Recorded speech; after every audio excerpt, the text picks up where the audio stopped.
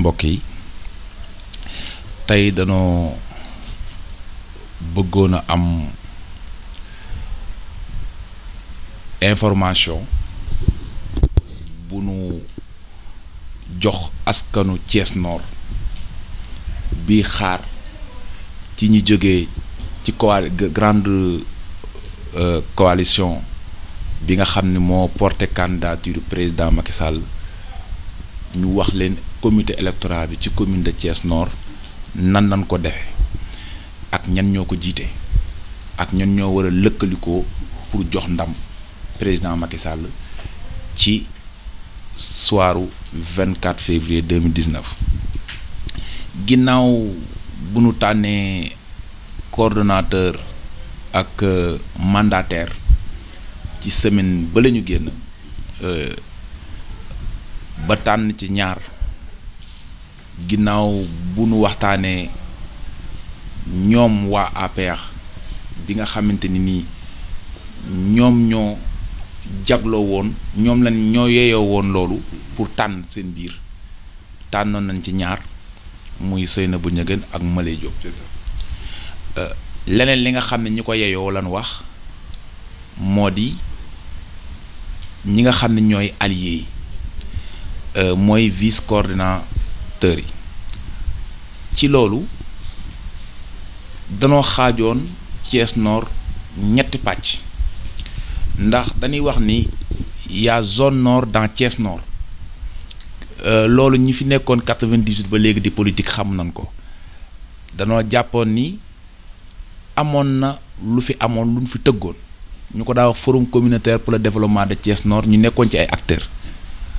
ñu xamoon nan nañu defoon ak fan nañu jaar ba renverser tendance bi joxoon ndam jamono jooju président Abdou Diouf ndam loolu léegi ñu ne lu tax looy def te nga fekk ko mu jige doo ko defaat kon donc ci loolu moo tax ñu conserver la zone nord ci biir Thiès Nord conserver zone centre bi ba pare conserver beneen zone bi moo tax ñu diviser ko en 3 zone 1 zone 2 zone 3 donc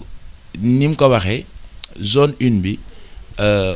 ki nga xam ne mooy sunu camarade di monsieur Alioune Togala moom moo ko jiite mooy coordonné loolu ànd ceeg ñi nga xam ne ñoo nekk ca quartier ya kenn ku ci ne ak ca école ya ñooñu ñoon nañ koy liggéeyee benn tànk bi foofu lañ ko teg beneen bi ñu teg ko ci digg bi mooy deuxième bi ñi nga xamante ni nii ñoom ñooy waa parti socialiste ñu jox ko sunu camarade di Pape Amadou Sall ñu jox ko pour que moom mu pilote lu mel noonu beneen zone bi mooy zone 3 bi donc moom laa jiite man Ousmane Diop ñu fas yéene ci liggéey comme ni Alioune Togala di liggéeyee ak ni ko Pape Amadou Sall di defee ñun ñu fas yéene koo def ci zone nord bi donc pour jéem a xëcc loolu liggéey bi nag loolu liñ ciy xaar rek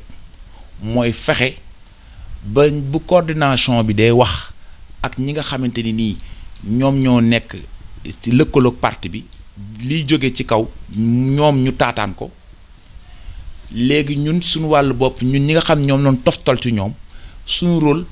mooy teg schéma bi ba jëm ci base bi nga xam ni coordination yi am ci quartier yi yépp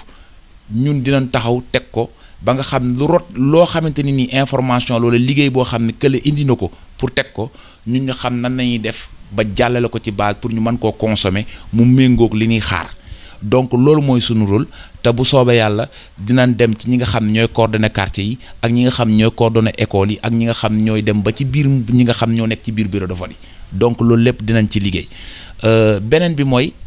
secrétaire administratif bi ñu jagleel ko ki nga xam ne mooy Khady Cissé ñu dem ci communication ñu jagleel ko Cheikh Mbaye Seck ñi dem ci wàllu organisation bi ñu jox ko Astou Gueye Ndiaye bu jaxaw nga xamante ni ci wàllu mobilisation bi ñu jox ko ki nga xamante ni mooy Maguette Diop bu taax kaw bi ñu ñëwee ci wàllu religieuse yi ñu jox ko ki naan Serigne Modou Lo di Baye Fall dëkk Loyenne ki nga xam ne mooy wàllu propagande bi ñu jël ko ñu jox ko ki nga xam ne moom mooy Sidath Camara bi ñu ñëwee aussi ci li nga xamante ni nii mooy wàllu trésorier général bi moom lañ jël ñu jox ko ki nga xam ne mooy Mor Ndiaye Mbaye donc daanaka boo xoolee loolu am na fi ci luñ jot a jël boo ñëwee ci nga xam ne mooy kii femme yi ñu jël ko ñu jox ko soxna Jeegay bu Kawsara Fall donc ki nga xamante ni nii ci wàllu sécurité bi moom la ñu jël ñu jox ko Talla Ndiaye bu Ngent donc voilà ci gàttal loolu jotoon nañ ko fee tënk ci wàllu finance bi ñu jox ko Younous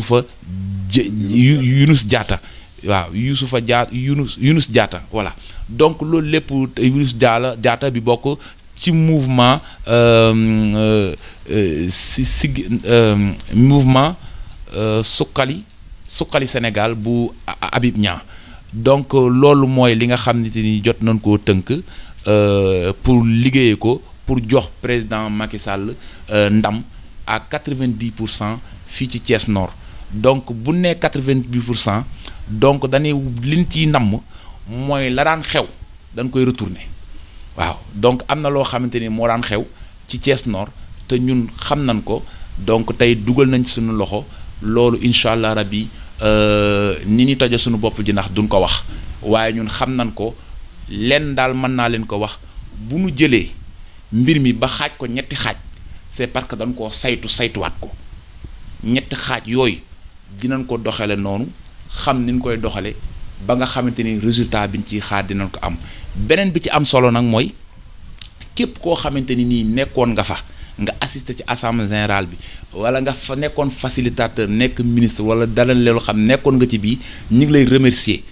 di remercier alliés ci seen comportement ak li nga xam ne c'était pas évident tey ñu def waxtaan daje ba 2 heures du matin ñu trouver consensus waxtaan matale ba mën a teg lii ci kaw table ñi nga xamante ni ñoo doon pilote loolu su ko defee li ñuy ñaan ngir yàlla rasulullaay na ku nekk fàtte sa bopp président Macky Sall moo xewle na ku nekk fàtte sa bopp bu dee jigéen ñi na ku nekk fàtte sa bopp ndax borom këru seen borom këru Marème Faye Sall moo soxla Marème Faye Sall moo soxla kon na jigéen ñi fàtte seen bopp góor ñi it nan fàtte seen bopp te xam ne président Macky Sall moo soxla kon fi mu li ci gàttal mooy kenn ku ci ne lépp loo xamante ni nii xam nga ko loo xam ne mën naa indi dara ci luy yokk ci victoire bi nga def ko soo amee xam-xam indil boo amee doole indil boo amee carte électeur indil boo amee koppar indil loo am indil pour que wax ne lii mooy sama participation donc bu soobee yàlla ñu ñaan ñun ñëpp yàlla yóbbuñ ci ak jàmm ñi ngi invité ñëpp nag ñu ñëw képp koo xamante ni nii da ngaa am kilifa mu doon ci mouvement de soutien wala nga nekk ci beneen sa kilifa bu nekkee ci beneen gox sax yow bul ko xaar yow gox bi nga dëkk Thiès Nord rek ñëwal nga ànd ak comité bi ñu yaatal waxtaan xàccandoo dóorandoo ngir que Thiès Nord am ndam su Thiès Nord amee ndam Thiès Est am ndam Thiès Ouest am ndam su ko defee Thiès tout court mooy am ndam te bu Thiès tout court amee ndam département am ndam région am ndam Sénégal am ndam. Le comité électoral de Thiès Nord a pris l'initiative de se réunir afin de mettre sur place son comité électoral. Donc, après avoir convoqué une première fois qui a avorté, on avait pris l'initiative de reconvoquer. C'était hier, vendredi. Donc, à l'issue de la rencontre, c'était très fastidieux, c'était très houleux. Mais Dieu merci quand même, on a pu s'accorder sur l'essentiel, c'est-à-dire confirmer le poste de coordonnateur et de mandataire qui avait été au préalable été choisi en la personne respectivement de Seynabou Ndiéguène comme coordonnatrice du comité électoral Nord et M. Moulay Diop comme mandataire du dit comité électoral. Par la suite, il fallait effectivement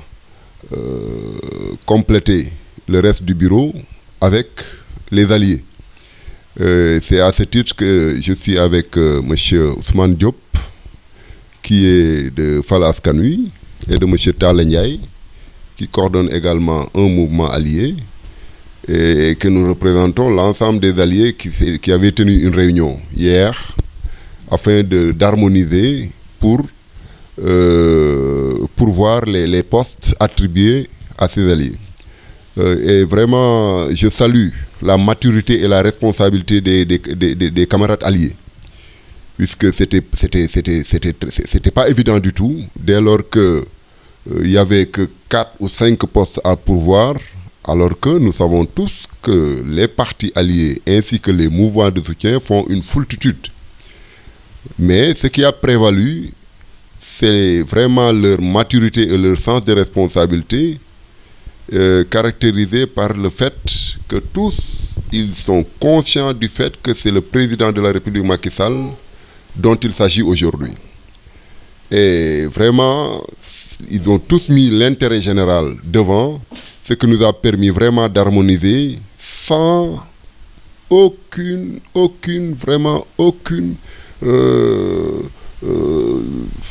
vraiment, on salue le sens de la responsabilité. Et à ce titre, nous sommes parvenus quand même, par rapport aux différents postes qui avaient été réservés aux alliés, notamment les postes de vice-coordonnateur, dès lors que la zone est divisée en 3 sous-zones, la commune nord, la zone 1, pilotée par notre camarade de l'AFP, Aline Togala, la zone 2, coordonnée par le camarade Papa Amadou Sall, moi-même, du Parti Socialiste, et la zone numéro 3, coordonnée par le camarade Ousmane Diop de Fal Askan Wi. Et à ce niveau, vraiment, les alliés ont salué ce choix qu'ils pensent judicieux. Autre chose également, pour ce qui s'agit de la communication, il revient à notre camarade Cheikh Mbaye Seck. Pour ce qui s'agit du secrétariat administratif, c'est Madame Khady Cissé de la plateforme des forces de l'émergence qui occupe ce poste. Donc, pour les autres postes maintenant du comité électoral, on l'a passé au vote après qu'on a essayé au cours de l'Assemblée générale de nouer des consensus, mais ça a été très pénible et très difficile. Donc, pour ce qui s'agissait des femmes, finalement, c'est Diégay qui a été choisi pour la coordination des femmes. Pour le comité de l'organisation, la commission de l'organisation, c'est Assougé Ndiaye de l'APR qui a été choisi également à ce niveau. Et pour le poste également de trésorier général, c'est Mor Ndiaye Mbaye de l'APR également qui a été choisi pour ce poste. En ce qui concerne maintenant la propagande, c'est Sidat Kamara du mouvement Les Amis de Matar Cissé également qui a été choisi à ce poste. Donc voilà rapidement, de façon non exhaustive, l'ensemble des postes qui ont été pourvus en Assemblée générale et qui est validé également. Et à partir de ce moment maintenant, ce que nous disons, c'est que nous lançons un appel à la mobilisation générale et aussi bien des alliés que des mouvements au niveau de la zone. Mais également à nos amis de la paire, nous leur lançons vraiment un message solennel de ne pas mélanger, faire l'amalgame entre le principal et l'accessoire. Aujourd'hui, personne parmi nous n'est candidat, seul le président Macky Sall est candidat. Et à ce titre, je pense que nous gagnerons à taire nos divergences, nos contradictions, pour aller vers l'essentiel qui est de nous mobiliser, parce qu'il ne faut pas l'oublier, et nous le rappelons, dans la ville de Thiès, nous sommes encore dans l'opposition. Et il faut que les gens en soient conscients pour qu'au moins le département ait acquis lors des dernières législatives. Il s'agit aujourd'hui de continuer à surfer sur cette vague pour, une bonne fois pour toutes, récupérer la commune et de façon globale le département de Thiès et vraiment amener les tenants dans l'opposition. Vraiment, nous saluons parce que ce n'était pas évident du tout, nous saluons vraiment le sens de la responsabilité, les facilitateurs également. C'est l'occasion vraiment de les remercier. En l'occurrence, le ministre Maguette Seye, conseil diplomatique du président, Abdou Fall et Ibrahim Ouad, qui ont joué également un rôle vraiment prépondérant pour essayer, pour qu'on puisse en arriver là. C'est toujours difficile dans un grand ensemble comme ça. Dans un parti déjà, c'est très difficile. Imaginons dans une coalition de coalitions, c'est encore pire. Mais quand même, Dieu merci, on a pu aller à l'essentiel en fédérant l'ensemble des énergies, mais surtout en ayant en conscience que seule l'unité paie. Donc c'est ce que je tenais à dire et pour donner maintenant la parole à...